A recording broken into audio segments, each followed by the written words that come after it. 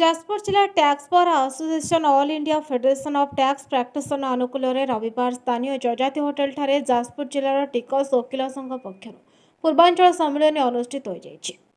ଏହି ଉତ୍ସବରେ 4ଟି ପର୍ଯ୍ୟାୟରେ ଜିଏସଟି ଓ ଟ୍ୟାକ୍ସ ସମ୍ପର୍କରେ ବିଶେଷ ଭାବରେ ଆଲୋଚନା କରାଯାଇଥିଲା। ଉକ୍ତ ଉତ୍ସବକୁ ମୁଖ୍ୟ ଅତିଥି ଭାବେ ମାନ୍ୟବର ବିଚାରପତି ହାଇକୋର୍ଟ ବିଆର୍ ଷଡ଼ଙ୍ଗୀ ଆନୁଷ୍ଠାନିକ ଭାବେ ପ୍ରଦୀପ ପ୍ରଜ୍ୱଳନ କରିଥିଲେ। ସମ୍ମାନୀୟ ଅତିଥି ଭାବେ ଓଡ଼ିଶା ଷ୍ଟେଟ୍ ବାର୍ କାଉନସିଲର vice chairman Rajib Mohanty, Odisha state bar କାଉନସିଲର ମେମ୍ବର ଆଡଭୋକେଟ୍ ବିଭୁ ପ୍ରସାଦ ତ୍ରିପାଠୀ ଯୋଗ ଦେଇଥିଲେ। ଜିଏସଟି, ଆଇଟିସି ଓ କର ଆଦାୟ ବିଭିନ୍ନ ଆଇନ ତର୍ଜମା କରିଥିଲେ। ଟ୍ୟାକ୍ସର ବିଭିନ୍ନ ପ୍ରଣାଳୀ ବିଷୟରେ ଅବଗତ କରିଥିଲେ। ଏଥିରେ ଓଡ଼ିଶା ହାଇକୋର୍ଟର senior advocate Jagabandhu Sahu, founder A to Z tax corporation limited, new ଦିଲ୍ଲୀର ମିଷ୍ଟର ବିମଲ ଜୈନ ଅଂଶଗ୍ରହଣ କରିଥିଲେ। ଇନକମ୍ ଟ୍ୟାକ୍ସ ସମ୍ପର୍କରେ ମୁଖ୍ୟ ବକ୍ତା ଭାବେ ଓଡ଼ିଶା ହାଇକୋର୍ଟର ସିନିୟର ଆଡଭୋକେଟ୍ ବାସୁଦେବ ପଣ୍ଡା ଓ ମୁଖ୍ୟ ବକ୍ତା ଭାବରେ କଲିକତା ହାଇକୋର୍ଟର ବରିଷ୍ଠ ଆଇନଜୀବୀ ସୁଭାଷ ଅଗ୍ରୱାଲ, ଇନକମ୍ ଟ୍ୟାକ୍ସର ମୁଖ୍ୟ କମିଶନର ଦିଲ୍ଲୀର ଗୋପାଳ ଧଳ ପ୍ରମୁଖ ଯୋଗଦେଇ ଇନକମ୍ ଟ୍ୟାକ୍ସ ସମ୍ପର୍କରେ କରଦାତାମାନେ ସରଳୀକରଣ ଉପାୟରେ କର ଦେବେ ସେ ସମ୍ପର୍କରେ ବିସ୍ତୃତ ଆଲୋଚନା କରିଥିଲେ। ଉଦ୍ଯାପନ ଉତ୍ସବରେ ପୂର୍ବତନ ଅର୍ଥମନ୍ତ୍ରୀ ଡକ୍ଟର ପ୍ରଫୁଲ୍ଲ ଚନ୍ଦ୍ର ଘଡ଼ାଇ, ଓଡ଼ିଶା ରାଜ୍ୟ ମାନବାଧିକାର କମିଶନର ଅସୀମ ଅମିତାଭ ଦାସ ପ୍ରମୁଖ ଯୋଗଦେଇ ଟ୍ୟାକ୍ସ ଆଇନଜୀବୀମାନେ ଓଡ଼ିଶା ରାଜସ୍ୱକୁ ଅଭିବୃଦ୍ଧି କରିବାରେ ସହାୟକ ହେଉଛନ୍ତି। ବିଭିନ୍ନ ଟ୍ୟାକ୍ସ ଆଧାର ସରଳୀକରଣ ବିଭିନ୍ନ ସମୟରେ ଆଇନକୁ ପରିବର୍ତ୍ତନ କରି ସରଳୀକରଣ କରୁଛନ୍ତି। ଟ୍ୟାକ୍ସ ଆଇନଜୀବୀମାନେ ଏହି ଆଇନକୁ କାର୍ଯ୍ୟକାରୀ କରି କରଦାତାମାନଙ୍କୁ କର ଦେବା ପାଇଁ ପ୍ରୟାସ ଜାରି ରଖିଛନ୍ତି। ତେଣୁ ଟ୍ୟାକ୍ସ ଆଇନଜୀବୀମାନେ ଗୁରୁତ୍ୱପୂର୍ଣ୍ଣ ଭୂମିକା ତୁଲାଉଛନ୍ତି ବୋଲି ଅତିଥିମାନେ ସେମାନଙ୍କୁ ଧନ୍ୟବାଦ କରିଥିଲେ। ଏହି ଉତ୍ସବରେ 4ଟି ପର୍ଯ୍ୟାୟରେ ଯାଜପୁର ଜିଲ୍ଲା ବାର୍ ଆସୋସିଏସନ ସଭାପତି ବରିଷ୍ଠ ଆଇନଜୀବୀ ବିବେକାନନ୍ଦ ମହାନ୍ତି ଅଧ୍ୟକ୍ଷତା ଅନୁଷ୍ଠିତ ହୋଇଥିଲା। ଆଇଏଫ୍ଟିପିର ଜାତୀୟ ସଭାପତି ନାରାୟଣ ପି ଜୈନ ଜିଏସଟି ଓ ଇନକମ୍ ଟ୍ୟାକ୍ସ ସେମିନାର ସମ୍ପର୍କରେ ଆଲୋଚନା କରିଥିଲେ। ଜିଲ୍ଲା ସମ୍ପାଦକ ଜିତେନ୍ଦ୍ର କୁମାର ନାୟକ ସ୍ୱାଗତ ଭାଷଣ କରିଥିଲେ। ଏହି କାର୍ଯ୍ୟକ୍ରମରେ ଜିଲ୍ଲା ଓ ଜିଲ୍ଲା ବାହାରୁ 400ରୁ ଊର୍ଦ୍ଧ୍ୱ ଆଇନଜୀବୀ ଯୋଗ ଦେଇଥିଲେ। विवेकानंद महांती,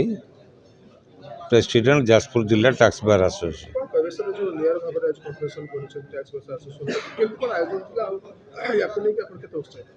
निश्चित भाव में जाजपुर रोड रे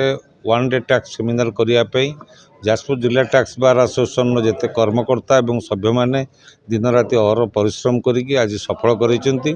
आज गोटे दिन पूरा सका संध्या पर्यंत आम कॉन्फ्रेंस थिला एवं जो 4टी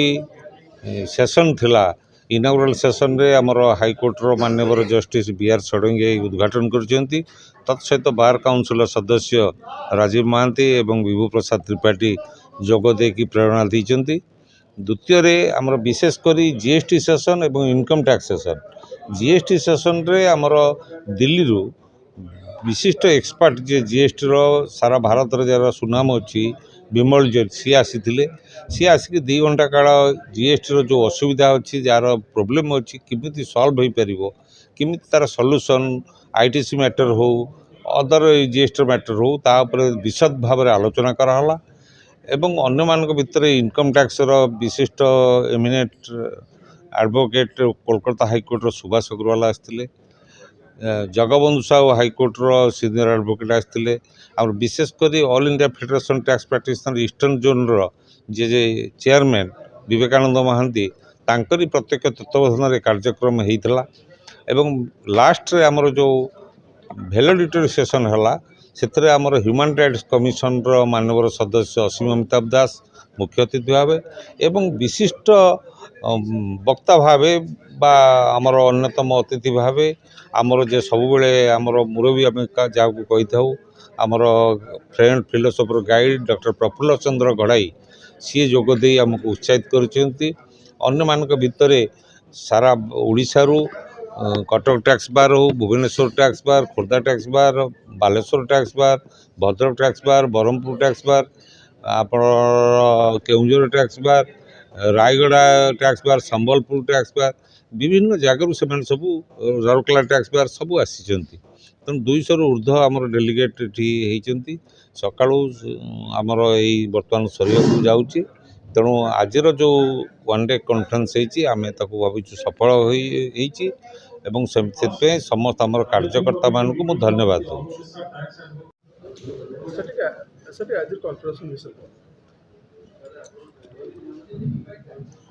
आज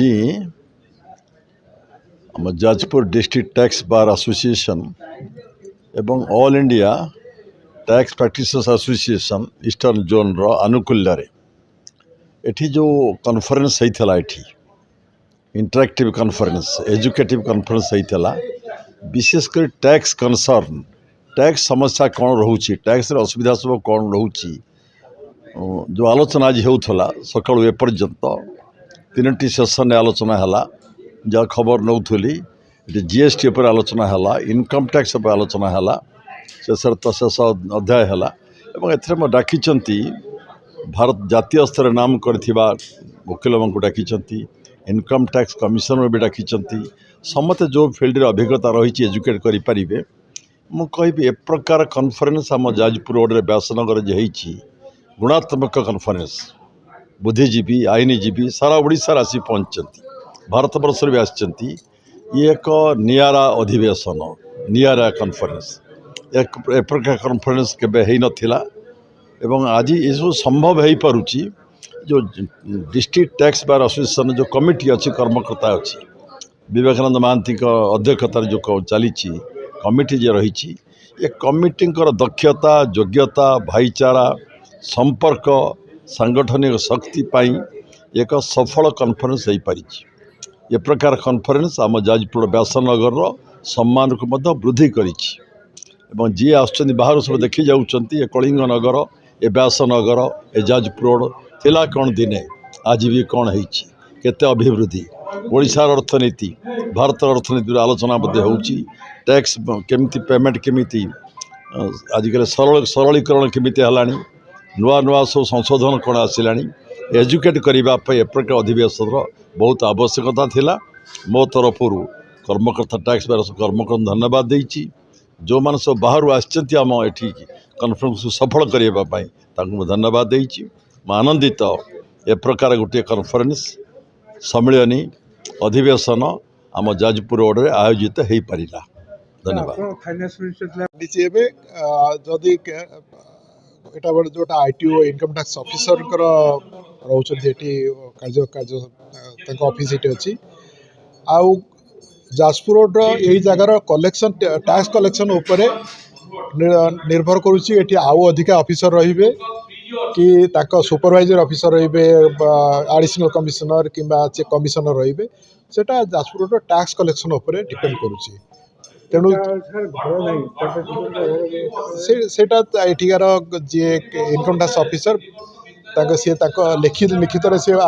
रिक्वेस्ट कले से पुणी डिपार्टमेंट जहाँ कर व्यासनगर प्रदीन कुमार बोईताई रिपोर्ट नायोपति टीवी।